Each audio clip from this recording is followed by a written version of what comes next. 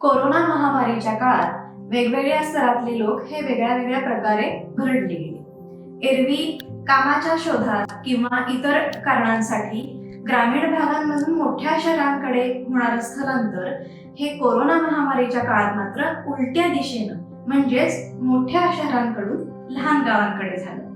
उदरनिर्वाहासाठी तसंच शिक्षणासाठी लहान गावांमधून मोठ्या शहरांमध्ये आलेल्या श्रमिकांना आणि विद्यार्थ्यांना पुन्हा आपापल्या गावांकडे सक्तीनं स्थलांतर करावं लागलं. शिवाय महाराष्ट्रासारख्या औद्योगिक आणि आर्थिक दृष्ट्या प्रगत राज्यात देशाच्या इतर भागांमधून कामकरी मजूर हे मोठ्या संख्येने येतातच, पण इथं राज्यांतर्गत स्थलांतराचं प्रमाणही मोठं आहे.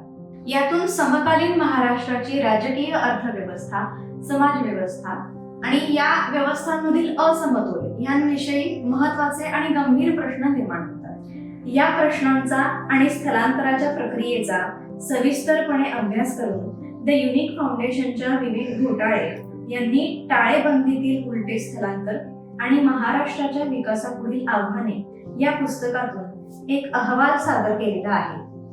यात सर्वेक्षणावर आधारित आकृत्या व तक्तेही दिलेले आहेत आणि अभ्यासांती निष्कर्ष व आव्हानेही मांडलेली आहेत. या पुस्तकाला जोडूनच लॉकडाऊन आणि लोकशाहीचे अपहरण या पुस्तकाचे देखील संपादन युनिक फाउंडेशनने केले आहे. या पुस्तकामध्ये कोरोना काळात सार्वजनिक आरोग्य, शिक्षण, अर्थकारण, आंतरराष्ट्रीय राजकारण, वैद्यकीय नीतिमत्ता, सूक्ष्म, लघु आणि मध्यम उद्योग क्षेत्र अशा विविध क्षेत्रांमध्ये जी व्यावहारिक उलथापालथ झाली, ज्या काही समस्या निर्माण झाल्या याचा आढावा घेणारे अभ्यासकांनी लिहिलेले लेख समाविष्ट करण्यात आलेले आहेत. तुम्हाला ही पुस्तकं हवी असतील तर कॅप्शन मध्ये दिलेल्या नंबरवर कॉन्टॅक्ट करा किंवा लिंकवर व्हिजिट करा.